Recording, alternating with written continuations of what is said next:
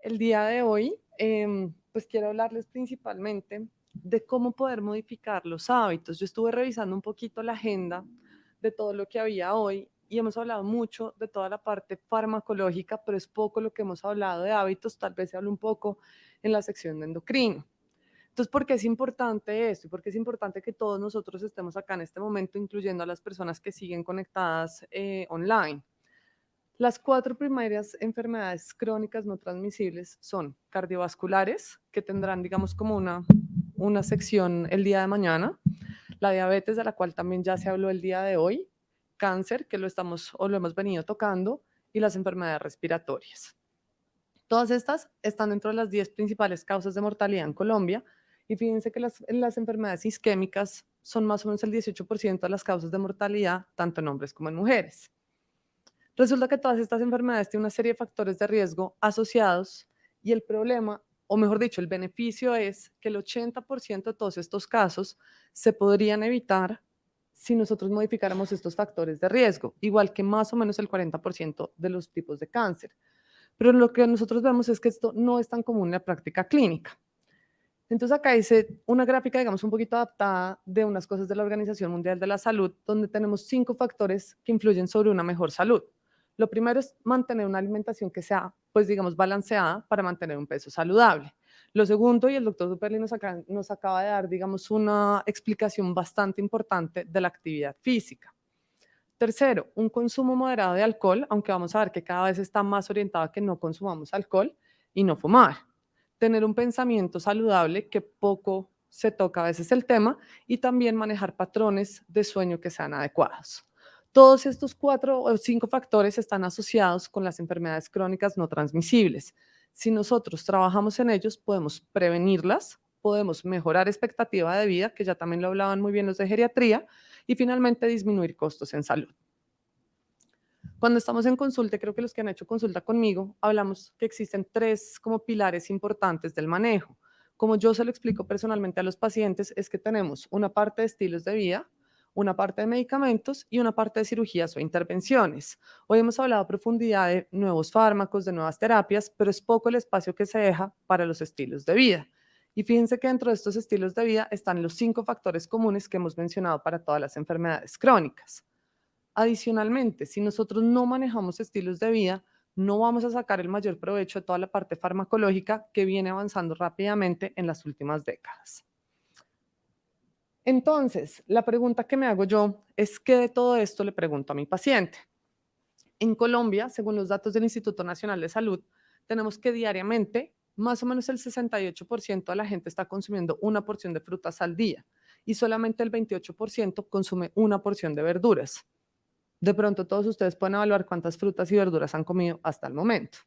Actividad física, y acá adicionalmente le doy las gracias al doctor Duperli porque los datos son también sacados pues de estudios de ellos, pero más o menos del 21% de la gente cumple con este requerimiento de 150 minutos de actividad física como mínimo a la semana. A nivel del sueño, más o menos el 60% de la gente ha reportado algún tipo de problema para dormir, pero cuando ustedes revisan las historias clínicas, no siempre vemos que esto esté mencionado. Con respecto al consumo de sustancias, más o menos el 35% de la población ha tenido algún tipo de contacto con el tabaco y el 84% con el alcohol. Y finalmente, respecto a bienestar, pues desafortunadamente no tenemos muchos datos. Entonces, posiblemente también sean temas en los que podemos seguir trabajando. Adicionalmente, vemos que los índices de sobrepeso y obesidad vienen aumentando considerablemente. Ahorita, más o menos el 50% de la población en Colombia está por encima del peso que debería estar. ¿Qué nos dice esto? Que la prevalencia de un perfil saludable realmente es muy baja en la población general, menos del 5%. Hemos venido también hablando de la importancia de individualizar a cada paciente. Sabemos que todos los pacientes tienen unos riesgos de base y que adicionalmente nosotros con diferentes escalas podemos ir haciendo como más refinado ese riesgo e irlo individualizando, idealmente para hacer diagnóstico en etapas tempranas y evitar la progresión de la historia natural de la enfermedad. Y para eso también tenemos un montón de biomarcadores de los que también se han hablado. El problema que nosotros tenemos es que los hábitos usualmente se están preguntando cuando los pacientes ya están enfermos. La invitación que yo les quiero hacer hoy es a que lo preguntemos antes, de tal manera que podamos frenar la progresión de la enfermedad y de sus complicaciones. Adicionalmente, tenemos que la evidencia pues, nos está favoreciendo en este sentido. Entonces, miren esta publicación reciente de JAMA, donde nos está hablando de la importancia de hacer una promoción de estilos de vida saludables a pacientes que aún no tienen factores de riesgo cardiovascular. Pero yo acá también quiero hacer un pequeño paréntesis y es que muchas veces nosotros nos estamos refiriendo erróneamente a los pacientes. Resulta que son pacientes que de alguna u otra manera sí tienen factores de riesgo. El hecho de yo no sé, tener una dieta que básicamente es a punta de comida ultraprocesada de domicilios y no hacer actividad física, puede que no me dé sobrepeso en el momento, puede que no tenga obesidad en el momento, pero ya estoy teniendo un perfil de salud que no es el ideal. Entonces, volviendo digamos que al artículo, nos damos cuenta que la modificación en estilos de vida va a tener un impacto positivo en muchas cosas, presión arterial, niveles de colesterol LDL, peso, índice de masa corporal, perímetro abdominal. Si bien los efectos son modestos, fíjense que todos son estadísticamente significativos. Ninguno de los intervalos de confianza de ahí cruza el 1. Y adicionalmente, lo mejor de todo es que no genera un daño estadísticamente significativo en el paciente. Sin embargo, muchas veces tenemos barreras y yo acá traté de identificar cuáles son las barreras a nivel del paciente y cuáles son las barreras a nivel del profesional. Con respecto a los pacientes, tenemos que muchas veces esto implica de pronto como incurrir en costos adicionales, pero pues ya vamos a darnos cuenta que aconsejando bien al paciente podemos hacerlo de una manera diferente. El tiempo hoy en día es un factor determinante para todos, tanto para el paciente como para el médico. Entonces tenemos que buscar estrategias para que el paciente pueda optimizar lo mejor posible su tiempo y aún así tener estilos de vida saludables. Tentaciones, creo que todos hemos caído en la tentación, entonces muchas veces tenemos que enseñarle también al paciente cómo manejar esas tentaciones. Como decía el doctor Duperre, no está mal tener unos días, digamos, de un poquito más de flexibilidad, pero sí tenemos que entrenar al paciente, a sus gustos, a su cerebro, a que trate de no caer en esas tentaciones que hoy en día son bastante frecuentes en el mundo. Y finalmente, la falta de conocimiento. Cuando el paciente o el médico también no saben cómo manejar las cosas, pues es posible que no tengamos cómo darle herramientas. Con respecto, digamos, a la parte de los profesionales de la salud, pues muchas veces se desconocen las preferencias del paciente. Entonces también estábamos hablando ahorita que este, por ejemplo, es un hospital que es centrado en la persona. Acá yo también los quiero invitar a que siempre tratemos de tener una charla amigable con el paciente y conocerlo un poquito más a fondo, saber cuáles son sus preferencias, cuáles son como sus necesidades, que esto nos va a permitir hacer un plan individualizado. Una falta de comunicación efectiva, y esto es algo que hemos hablado un montón con los diferentes grupos de trabajo en hábitos de vida saludables, y es que los médicos muchas veces no tenemos las herramientas suficientes para transmitirle todo ese conocimiento al paciente. Sabemos una cantidad de cosas, digamos, en la teoría, pero no sabemos cómo ponérselas en la práctica. Y finalmente, que esto en teoría toma más tiempo en la consulta, pero con una serie de preguntas claves o con una serie de esquemas mentales, pues vamos a poder acortar este tiempo o vamos a poder incluso optimizarlo. Y también tener en cuenta que a veces es preferible una consulta larga al principio y evitar complicaciones que me puedan llegar a consultas largas después. Bueno, entonces cuando uno tiene todas estas barreras, uno dice, bueno, ¿por dónde voy a empezar? Pues existe una teoría también en la parte de coaching donde vamos a diferenciar dos círculos y se los digo a ustedes también para que ustedes se llenen de herramientas de cómo asesorar al paciente o incluso pues a ustedes mismos. Tenemos un círculo de preocupación que es todo lo que nosotros no podemos manejar. Ustedes no pueden manejar ser residentes, nosotros no podemos manejar entrar a las 7 de la mañana o tener que hacer turnos en la noche, pero lo que sí podemos manejar está dentro de nuestro círculo de influencia, que estaría, no sé cómo señalar. Entonces, por ejemplo, acá se los pongo, horario laboral, yo no lo puedo manejar, pero ¿qué sí puedo manejar? Por ejemplo, llevar una lonchera saludable o hacer una lección saludable en el sitio donde estoy. Puede ser en Dinner, puede ser en la cafetería del primer piso, puede ser incluso en Cocorico. ¿Qué debo hacer yo entonces como médico? Lo primero, invitar al paciente a ser proactivo, es decir, que él se centre en su círculo de influencia y no en su círculo de preocupación. Lo segundo, empoderar al paciente, es decir, que el paciente debe entender para qué. Y lo tercero es brindar, digamos, una serie de herramientas para que el paciente encuentre la motivación. Y esta es una palabra que a mí me gusta mucho porque la motivación finalmente va a ser lo que vaya, digamos, como impulsando al paciente en las diferentes etapas del cambio. Entonces, ¿cómo volverlo un hábito? Y acá son como tres palabras claves que les quiero dejar. La primera, reflexionar. Entonces, debemos reflexionar sobre todos los hábitos que tenemos, tanto buenos como malos, y cuáles son los factores desencadenantes. La segunda, empezar a reemplazar los hábitos malos que teníamos por unos hábitos que sean más saludables. Y finalmente, poderlo reforzar. Como decía el doctor Dupele también ahorita, esto es un proceso. Entonces es muy importante que nosotros sepamos que los cambios radicales no nos van a servir para nada, no son una buena idea y no van a tener un éxito a largo plazo. Puntualmente con respecto a la alimentación, ¿cómo puedo aconsejar yo a mi paciente? Una de las opciones es hacer un diario de alimentos. ¿Qué quiere decir eso? Que uno le puede decir al paciente que lleve un registro de todo lo que toma y de todo lo que come durante un par de días, con miras a que nosotros podamos identificar cuáles son los patrones. Lo segundo, ¿cómo se sentía cuando el paciente decidió comer? A veces los pacientes están comiendo porque están un poco estresados, porque están cansados. Es importante identificar eso, pues digamos como esas sensaciones, y posible para ustedes también. Resaltar también aquellos hábitos que hacen que mi paciente esté comiendo en exceso. Está, por ejemplo, comiendo de pie, se está saltando comidas, está comiendo muy rápido, y pues también poder identificar cuáles son esos puntos en los que yo quiero empezar a trabajar. Adicionalmente, es muy importante reconocer los hábitos buenos que ya tiene. Esto va a ser un plus para el paciente, entonces lo puede animar a seguir haciendo cambios.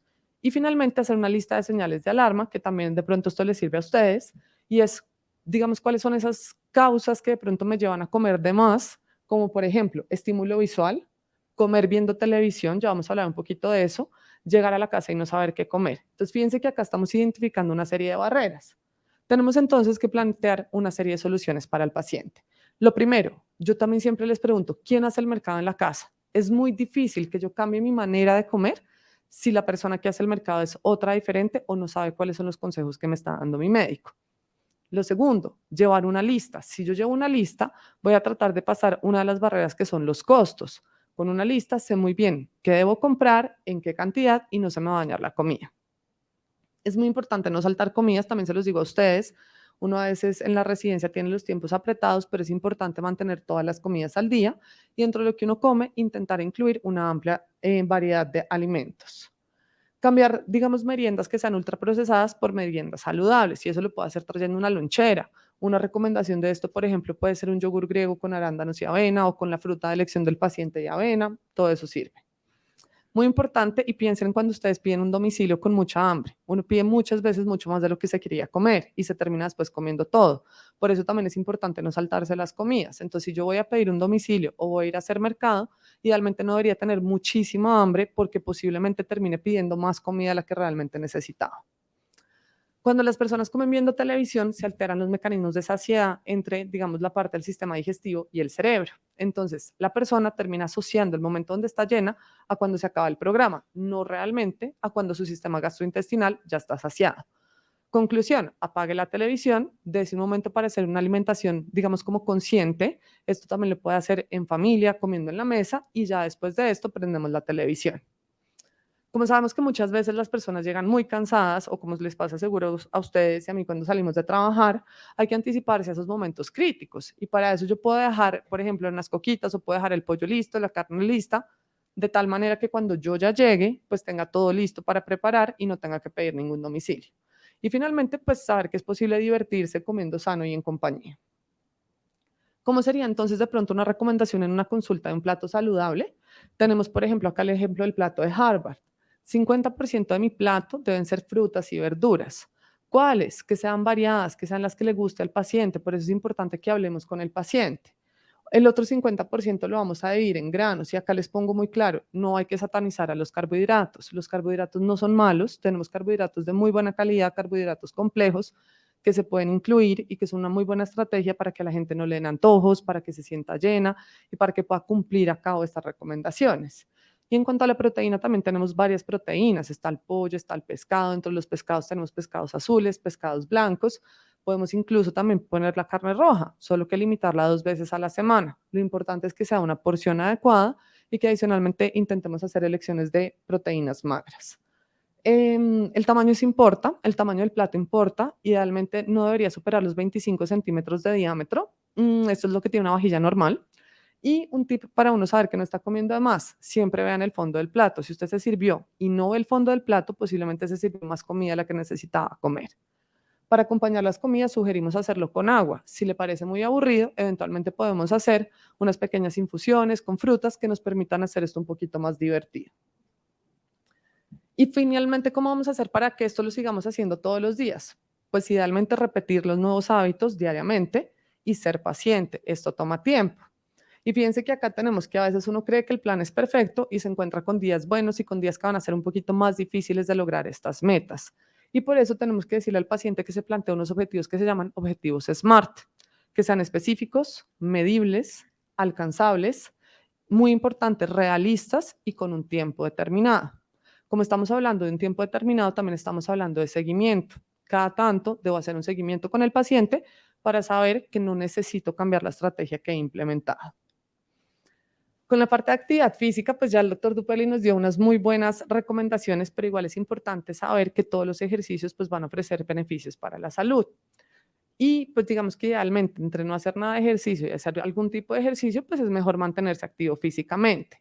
La gran mayoría de los pacientes van a poder hacer algún tipo de ejercicio de intensidad leve o moderada de una manera segura. Si de pronto tenemos pacientes que ya tienen muchísimas más comorbilidades, pues también podemos acudir a especialidades que nos puedan ayudar con esto, como medicina del deporte. Para nosotros intentar cómo sobrepasar la barrera de la limitación a la actividad física, lo que también le podemos decir al paciente es que haga un diario de todas sus actividades y que encuentre por lo menos 3 momentos en la semana donde podría ingresar más o menos un espacio de 30 minutos para realizar actividad física. Si ustedes todavía no están haciendo actividad física, también pueden hacer este ejercicio de todos los días a la semana, donde encuentro 30 minutos 3 veces a la semana para iniciar mi actividad física. ¿Qué barreras puede tener uno? Muchas veces la barrera es el tiempo, pero pues acá estamos tratando de sobrepasarlo. La compañía, entonces uno eventualmente se puede inscribir en un gimnasio, bueno, ya vamos a ver técnicas a continuación. Miedo a lesionarse, donde también es importante de pronto consultar con los expertos. La edad, si es viajero frecuente, si tiene hijos en casa. Entonces, algunas recomendaciones que le podemos dar al paciente son: uno, tratar de cambiar el tiempo sentado por tiempo de actividad. Si, por ejemplo, se trata de ir a un podcast, ver de pronto alguna serie, alguna novela, pues lo puede seguir haciendo mientras hace actividad física. Y de igual manera, moverse. Por ejemplo, hoy todos hemos debido llegar acá caminando, no en ascensor. Como dijimos, reservar momentos para la actividad física, eso lo pueden hacer con un calendario, manteniendo una muy buena agenda, y eso también implica parte de gestionarse a uno mismo. Y si de pronto es muy difícil hacer el entrenamiento de un solo, digamos, como en una sola sesión, eventualmente buscar si se puede dividir en 2 partes. Muy importante, hagan la actividad física que les guste. Muchas veces le damos a los pacientes consejos de cosas que no les gustan. Entonces, si nosotros oímos a los pacientes, los vamos a poder aconsejar mejor en las cosas que les gustan. Y nuevamente fijarse objetivos, para lo cual está el acrónimo de SMART. Como trato de reforzarlo, lo que decía el doctor, con algunas preguntas que son importantes. ¿Cuál es la frecuencia? ¿Cuál es la intensidad? El tiempo y el tipo de ejercicio. Entonces, eso debería quedar registrado en todas las historias clínicas, no solamente si hace ejercicio, tratar de llenar como mínimo estos campos. Algunas, digamos, como estrategias podrían ser, esto sacado también de la página del CDC, hacer una caminata, por ejemplo, el paciente que tiene más tiempo, una caminata, pero que sea con una intensidad moderada, que yo no pueda hablar o que, pues mejor dicho, me quede más difícil hablar, que esté sudando, que se suban las palpitaciones a nivel cardíaco. Esto lo podría hacer, por ejemplo, 5 días a la semana, acompañado de 2 días de peso. O, por ejemplo, el paciente que de pronto no tiene comorbilidades, que tiene la capacidad de hacer una actividad más vigorosa, pero que realmente cumpla con las condiciones de vigorosa, podría de pronto espaciarlo un poquito más. Sin embargo, es ideal que para que esto se vuelva un hábito, uno lo trate de hacer todos los días. Pero como no todos los pacientes van a tener el tiempo, nosotros tenemos que contar con diferentes estrategias debajo de la manga.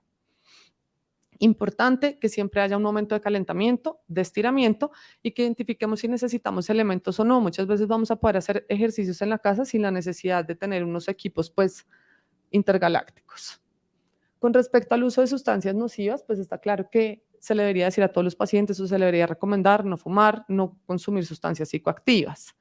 Con respecto al uso de alcohol, como les dije, la idea es limitarlo al máximo.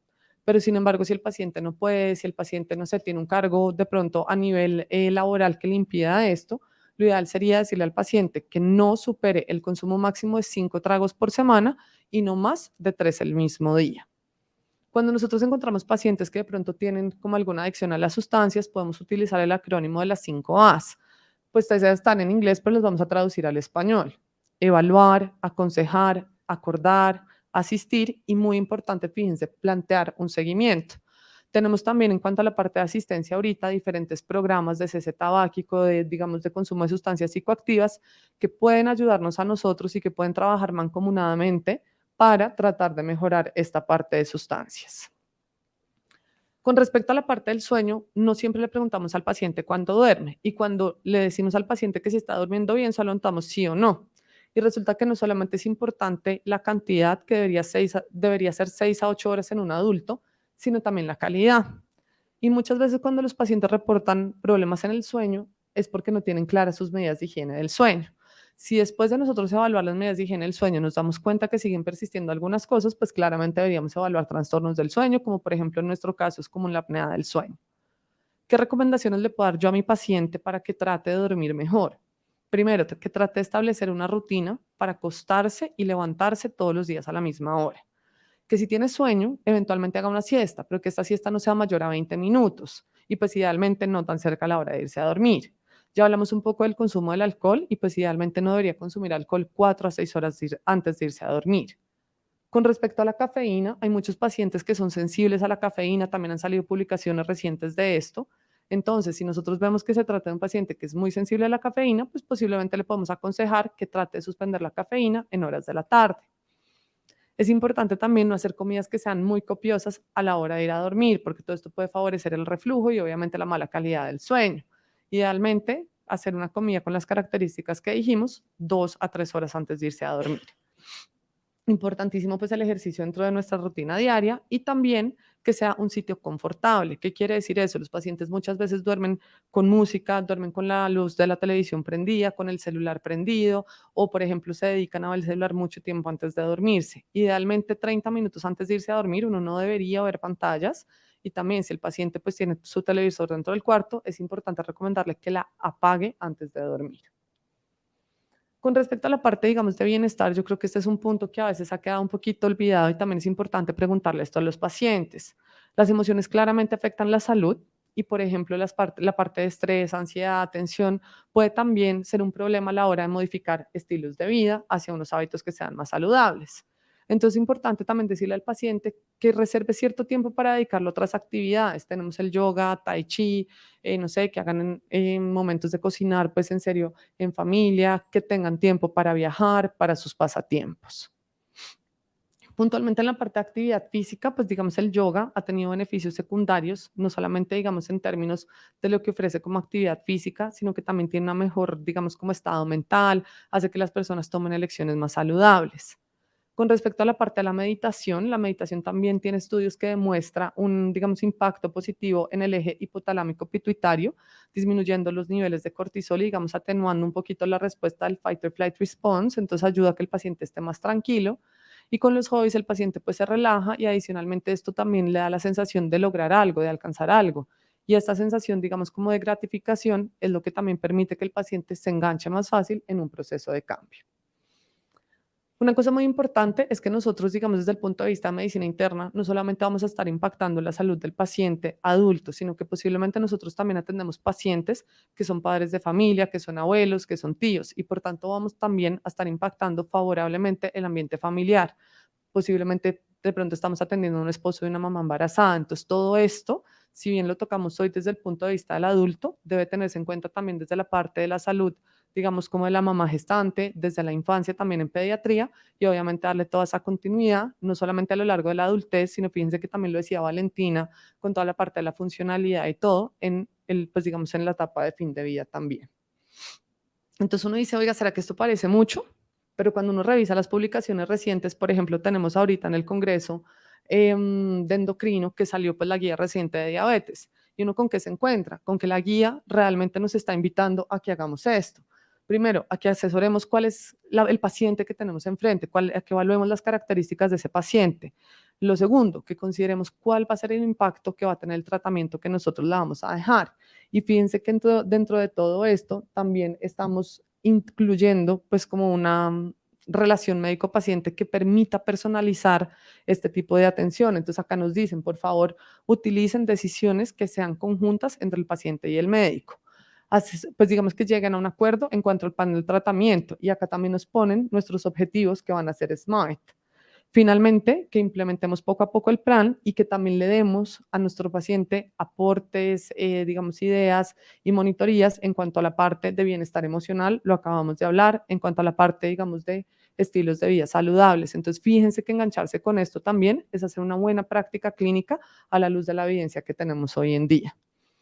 ¿Qué mensajes me gustaría que se llevaran hoy para la casa? Lo primero es que para poder uno lograr un cambio, la atención debe ser centrada en el paciente. Estamos en el sitio que es, este es un hospital que cuenta con una atención centrada en el paciente, entonces que no se nos olvide eso. Lo segundo, identificar en la medida en que nosotros conocemos al paciente cuáles son los facilitadores del cambio y cuáles pueden ser las barreras. Yo a veces le dejo de tarea al paciente, si esto le quedó difícil, tráigame una lista con todas las barreras que encontró para que acá en la consulta de pronto podamos ver cómo las podemos ir, pues digamos, como chuleando y sobrepasando. Eso que me va a permitir a mí, pues brindarle las herramientas al paciente, porque de pronto nosotros tenemos más el conocimiento de lo que lo tiene el paciente. Adicionalmente, que esto es un proceso, entonces necesitamos que los objetivos sean alcanzables, que sean duraderos a largo plazo y que necesitamos acompañar al paciente en todo el proceso. Si nosotros no acompañamos al paciente, es posible que la motivación se vaya perdiendo poco a poco. Y finalmente, que pues todos estos estilos de vida van a tener un efecto que va a potenciar toda la parte benéfica que tienen los medicamentos. Una de las, pues como de las cosas que queremos trabajar en el departamento es trabajar desde la salud y no desde la enfermedad. Muchas gracias.